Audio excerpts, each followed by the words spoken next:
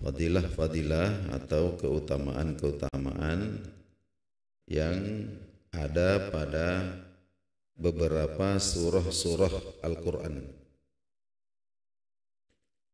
Nah, tentu setiap surah dalam Al-Quran itu kita yakini sebagai kalamullah subhanahu wa ta'ala, firman Allah subhanahu wa ta'ala. Dan tentu fadilah umum itu tidak lain dan tidak bukan adalah sebagai petunjuk, kemudian sebagai rahmat, hudaw wa rahmah wa busyara. Isinya itu ada berita-berita gembira bagi orang-orang mukmin dan ada ancaman-ancaman bagi orang-orang yang ingkar. Namun dalam hadis-hadis yang diriwayatkan dari Rasulullah sallallahu alaihi wasallam, ya, beliau menyebutkan ada beberapa surah yang memiliki fadilah-fadilah khusus. Yang pertama adalah suratul Fatihah, surah Al-Fatihah. Ada seorang sahabat Nabi sallallahu alaihi wasallam namanya Rafi bin Ma'la radhiyallahu anhu. Pernah Rasulullah sallallahu alaihi wasallam berkata kepada beliau, "Ala uallimuka a'zama suratin fil Qur'an." Maukah engkau aku ajarkan kepadamu surah Al-Quran yang paling agung? Qala, kemudian Rasulullah sallallahu alaihi wasallam bersabda, Alhamdulillahirabbil alamin arrahmanir rahim, dan seterusnya. Ya, hiya as-sab'ul mathani. Nah, itulah 7 ayat yang diulang-ulang. Ya, maksudnya paling tidak 17 kali, ya, paling tidak 17 kali sehari semalam. Itu diulang-ulang. Namanya as-sab'ul mathani, 7 ayat yang selalu diulang-ulang.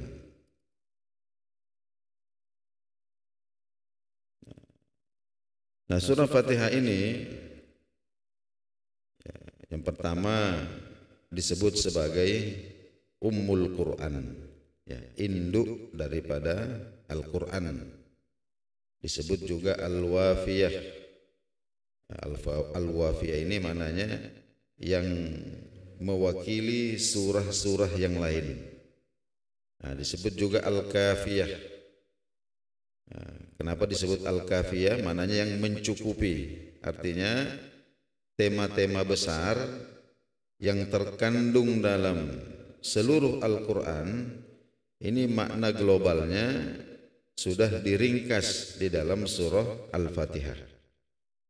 Ya, karena secara umum atau secara global tema-tema dalam Al-Quran itu ada 3. Yang pertama adalah tentang masalah akidah. Siapa yang diimani, apa yang kita imani. Nah, ini disebutkan di dalam Alhamdulillahirabbil alamin sampai Maliki Yaumiddin. Kita beriman kepada Allah, beriman kepada hari akhir. Ya, kemudian wujud praktis daripada keimanan itu adalah ibadah. Ibadah ini ada di dalam iyyaka na'budu wa iyyaka nasta'in. Nah, kemudian manhaj hidup yang ketiga itu adalah manhaj hidup, atau katakanlah bagaimana kita hidup agar diridhoi oleh Allah Subhanahu wa taala. Nah, ini terkandung di dalam ihdinas siratal mustaqim sampai akhir hayat. Nah, itu disebut, makanya disebut Al-Wafiyah, disebut juga Al-Kafiyah, disebut juga Asy-Syafiyah. Jadi surah, ya, yang menyembuhkan. Ya, maksudnya Al-Fatihah ini, Bapak Ibu sekalian, ini oleh banyak para ulama kita ini diamalkan ya, untuk sakit-sakit apapun. Disebutkan di dalam banyak kitab, para ulama kita ini punya pengalaman sendiri-sendiri ya terkait dengan penyakit mereka, apakah itu penyakit zahir, penyakit batin. Lalu bagaimana kemudian mereka menterapi penyakit itu dengan suratul Fatihah. Nah, memang Al-Fatihah ini disebutkan oleh Nabi sallallahu alaihi wasallam adalah asy-syafiyah atau ar-raqiyah. Bisa digunakan untuk meruqyah.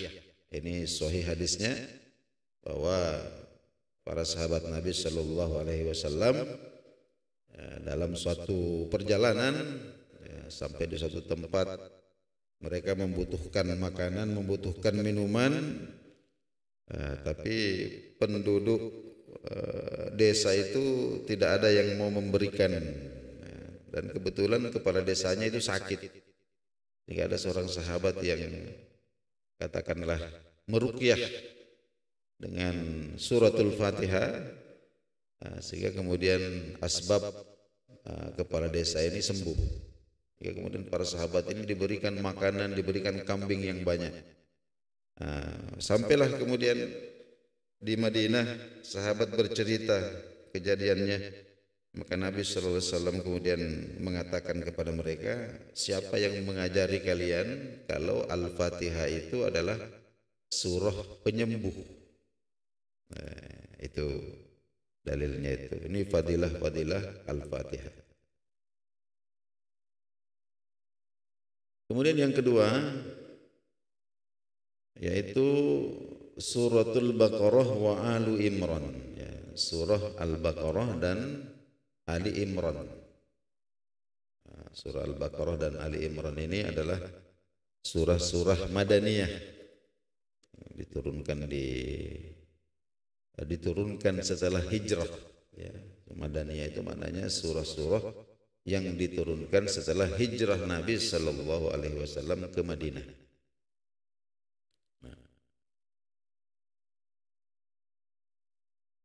Al-Baqarah ini terdiri dari 286 ayat.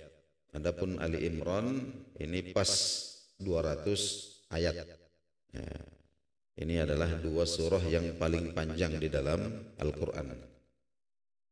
Nah, disebutkan dalam hadis Abu Umamah Al-Bakhili radhiyallahu taala anhu, beliau berkata, sami'tu Rasulullah sallallahu alaihi wasallam, saya pernah mendengarkan Rasulullah sallallahu alaihi wasallam yaqul, bersabda, Iqra'ul Qur'an. Ya, bacalah Al-Qur'an. Al-Qur'an secara keseluruhan, Al-Qur'an secara keseluruhan. Yu'ta bil Qur'ani yaumal qiyamah wa ahluhu. Yu'ta bil Qur'ani yaumal qiyamah wa ahlihi alladzina ya'maluna bih. Karena Al-Qur'an dan ahlinya, ya, ahlul Qur'an. Maksudnya ahlul Qur'an ini adalah ya, orang yang menghafal Al-Qur'an, atau minimal orang itu sering membaca Al-Qur'an dan mengamalkan. Jadi orang yang menghafal itu mengamalkan, demikian juga orang yang tidak menghafal tapi sering membaca, suka membaca dan mengamalkan. Itu disebut sebagai ahlul Qur'an. Nah, Al-Qur'an dan ahlul Qur'an ini akan didatangkan pada hari kiamat. Taqdumuhu suratul Baqarati wa Alu Imran. Dan yang berada di barisan paling depan, nah, itu adalah suratul Baqarah dan Ali Imran. Tuhajani an sahibihima. Nah, dan keduanya ini membela, ya, atau katakanlah selalu membantu kesulitan-kesulitan yang dihadapi oleh ahlul Quran ini. Ya, kalau ada yang bertanya kepada ahlul Quran itu, ke malaikat-malaikat yang tanya macam-macam ini, maka suratul Baqarah dan surah Ali Imran ini akan selalu berada di depan untuk membela, dan seterusnya. Dalam hadis yang lain disebutkan bahwa al-baitul ladzi tuqra'u fihi suratul Baqarah la yadkhuluhu syaitan, wa fi riwayatin ziyadatu thalathata ayyamin. Ya. Jadi rumah yang di dalamnya dibaca surah Al-Baqarah, di dalamnya dibaca surah Al-Baqarah, itu la yadkhuluhu syaitan, itu tidak akan dimasuki oleh syaitan. Dalam satu riwayat ada tambahan redaksi selama 3 hari. Ya, oleh karena itu para ulama kita menyebutkan bahwa minimal di satu rumah itu dalam rentang waktu 3 hari dibacakan atau penghuninya itu membaca surah Al-Baqarah. Jadi surah Al-Baqarah itu dikhatamkan setiap 3 hari di dalam rumah. Itu hadisnya. Kemudian hadirin hadirat rahimakumullah, kalau kita membaca keterangan para ulama kita tentang suratul Baqarah ini, karena setiap surah itu punya tema-tema besar yang antara satu surah dengan surah yang lain ini terkait satu dengan yang lain. Jadi kalau kita memudahkan untuk mentadabburi itu, tema besar daripada surah Al-Baqarah itu tidak lain dan tidak bukan adalah tentang manusia sebagai khalifah, ya, manusia sebagai penanggung jawab, sebagai pengelola bumi. Dan surah Al-Baqarah itu adalah manhaj, petunjuk yang lengkap bagaimana memimpin, ya, bagaimana mengelola. Ya. Di para ulama kita membagi Al-Baqarah itu menjadi 8 rubu, 8 bahagian. Bahagian yang pertama itu tentang klasifikasi manusia, ya, bahwa manusia itu ada yang yu'minuna bil ghaibi wa yuqimunas shalah, ada yang beriman, ya, beriman.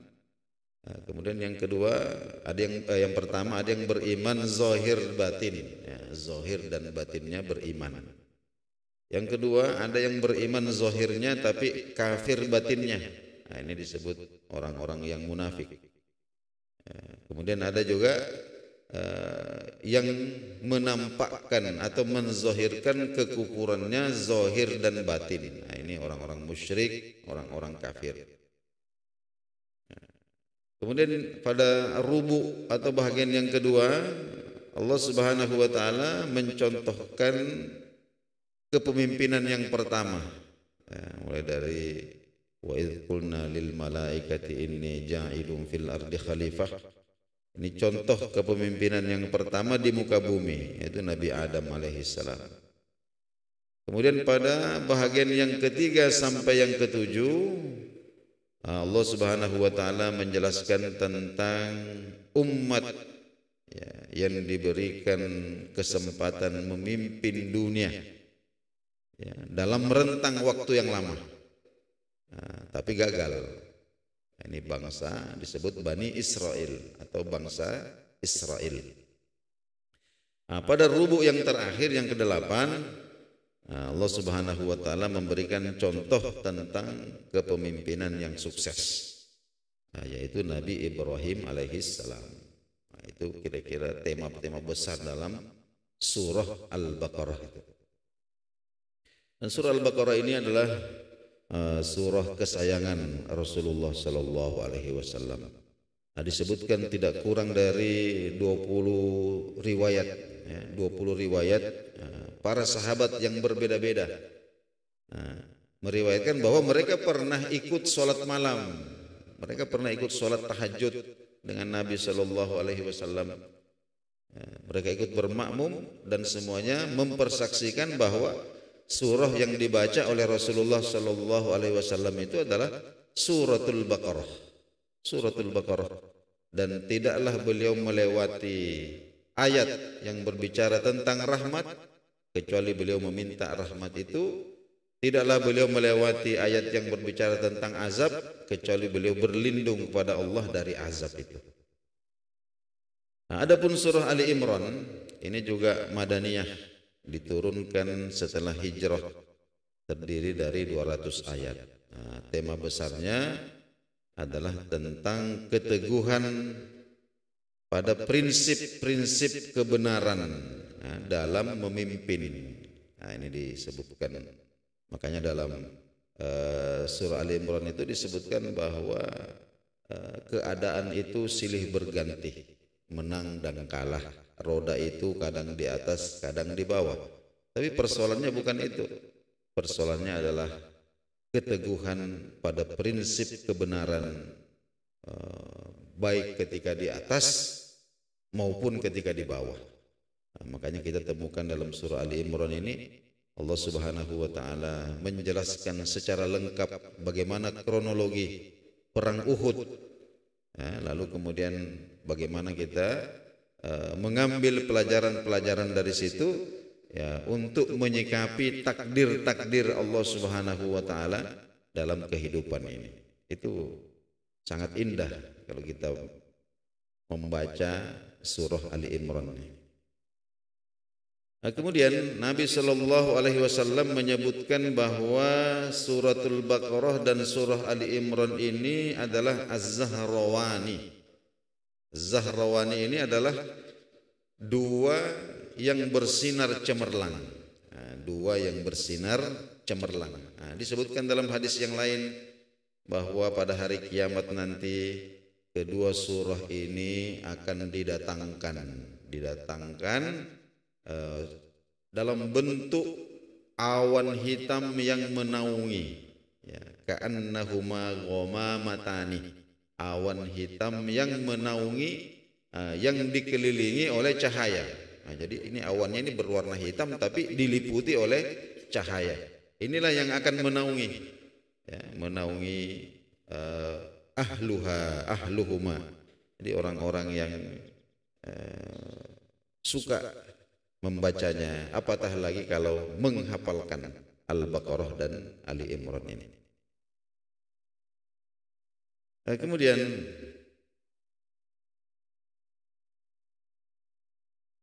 surah Al-Kahfi. Ya, surah Al-Kahfi ini disebutkan dalam hadis riwayat Abu Sa'id Al-Khudri. Baginda Nabi sallallahu alaihi wasallam bersabda, "Man qara'a surat Al-Kahfi yaumal Jum'ah." Barang siapa yang membaca surah Al-Kahfi di hari Jumat, ya, mulai malamnya sampai tenggelam matahari di hari itu, Allahu minan nur ma bainal jum'ataini. Maka Allah akan, ya, Allahu minan nur ma bainal jum'ataini. Maka orang itu akan diterangi oleh cahaya antara dua Jumat. Jadi antara Jumat itu dengan Jumat berikutnya, orang itu akan diterangi oleh cahaya. Nah, maknanya tidak tersasar, ya, tidak tersesatlah orang itu antara Jumat ini dengan Jumat berikutnya, itu tidak akan disesatkan.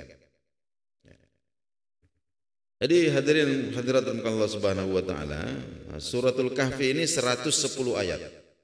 Ya, jadi siapa yang melazimkan, disebutkan juga dalam hadis yang lain riwayat Imam Muslim, siapa yang melazimkan membaca 10 ayat terakhir surah Al-Kahfi akan terjaga dari Dajjal. Nah, begitu juga dalam hadis yang lain disebutkan bahwa barang siapa di antara kalian yang menjumpai Dajjal. Nah, Dajjal ini maknanya itu adalah pendusta. Nah, pendusta. Jadi boleh jadi Dajjal ini adalah Dajjal yang asli atau Dajjal kecil, ya, yang pendusta. Bertemu dengan Dajjal, hendaklah membaca ayat-ayat pembuka surah Al-Kahfi. Yakni 10 ayat yang pertama. Nah, dalam surah Al-Kahfi ini Allah Subhanahu wa taala merangkum kepada kita tentang 4 fitnah. Ya, jadi 4 fitnah, 4 bahaya. Yang pertama adalah fitnah agama. Fitnah karena mempertahankan agama, sehingga orang kemudian mendapatkan fitnah sebagaimana yang dialami oleh Ashabul Kahfi. Dan kalau kita baca kisahnya itu, maka terapinya itu ketika kita supaya kita terhindar atau selamat dari fitnah yang menimpa agama kita, maka terapinya adalah bersahabat, bergaul dengan orang-orang yang solih dan yakin kepada janji-janji Allah Subhanahu wa taala. Kemudian yang kedua adalah fitnah harta yang menimpa pemilik kebun itu. Dan kalau kita baca itu, maka terapinya tidak lain dan tidak bukan adalah memahami hakikat dunia. Ya, memahami hakikat dunia tempat kita hidup sekarang ini. Apa sebenarnya? Apa sih hakikatnya dunia ini? Yang sebenarnya ini. Lalu kemudian mengingat akhirat. Kemudian yang ketiga itu adalah fitnah ilmu. Fitnah ilmu sebagaimana yang menimpa Nabi Musa alaihissalam. Dan terapinya itu tidak lain dan tidak bukan adalah tawadu, karena ternyata di balik apa yang kita ketahui itu masih berlapis-lapis lagi ilmu-ilmu Allah Subhanahu wa taala yang belum kita ketahui. Jadi merendah hati di hadapan ilmu-ilmu Allah Subhanahu wa taala. Kemudian yang keempat adalah fitnah kekuasaan. Ini diceritakan tentang Raja Zulkarnain. Dan terapi untuk menghindari bahaya atau fitnah dari kekuasaan itu tidak lain dan tidak bukan adalah keikhlasan kepada Allah Subhanahu wa taala. Baik hadirin hadirat rahimakumullah. Inilah dahulu yang sempat kita kaji subuh hari ini tentang fadilah beberapa surah. Masih ada beberapa lagi. Insyaallah kita akan lanjutkan pada subuh besok. Mudah-mudahan majelis kita ini berlimpah rahmat, berlimpah berkah dari Allah Subhanahu wa taala. Kita akhiri dengan doa kafaratul majlis. Subhanakallahumma wa bihamdika asyhadu an la ilaha illa anta astaghfiruka wa atubu ilaik. Wassalamualaikum warahmatullahi wabarakatuh.